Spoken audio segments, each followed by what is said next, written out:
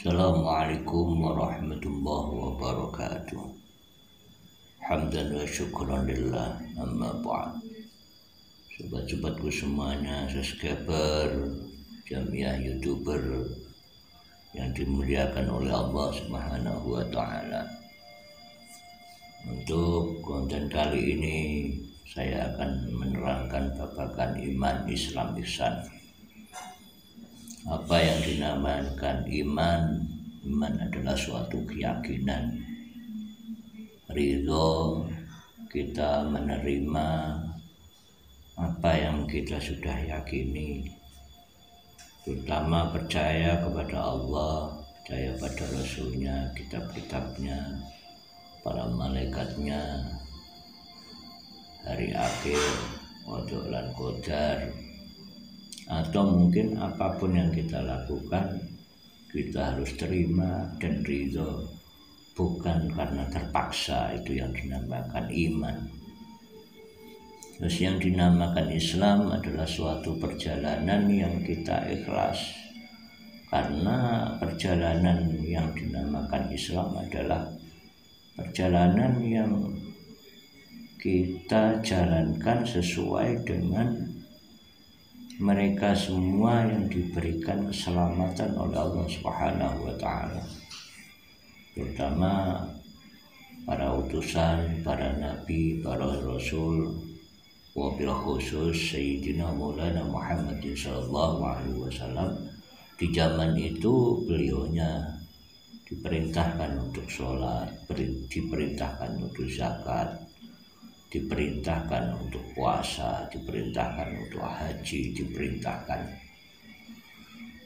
oleh Allah untuk menjalankan semua biar diberikan keselamatan.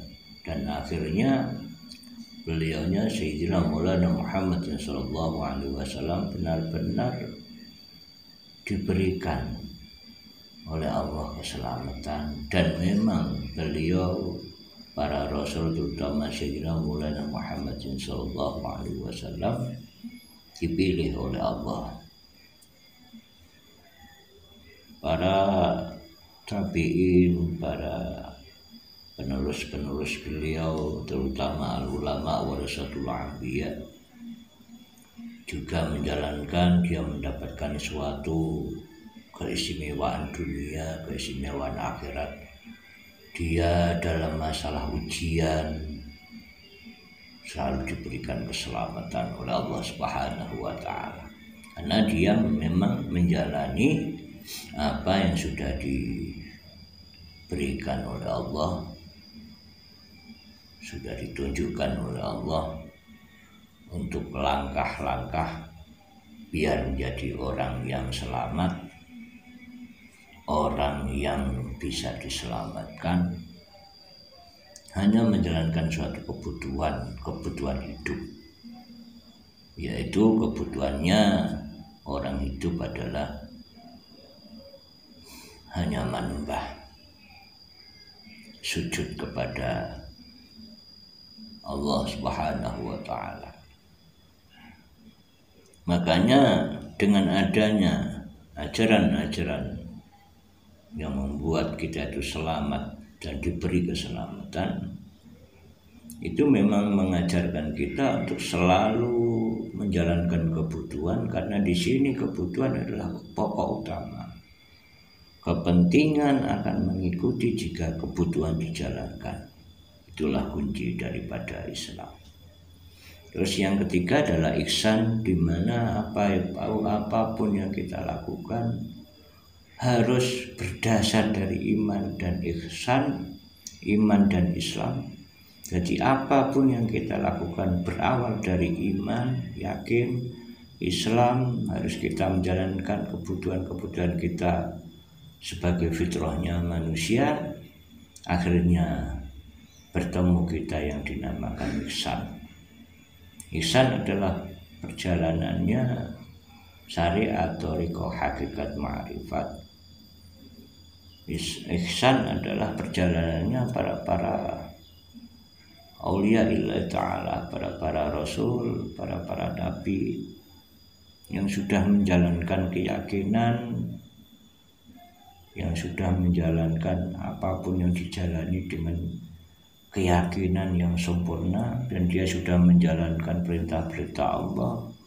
Dia tidak pernah menjalankan keinginan pribadi, tapi dia menjalankan perintah-perintah Allah. Akhirnya dia dijalankan oleh Allah di langkah yang ketiga, yaitu ihsan. Dia bisa beramal baik dengan lillahi ta'ala.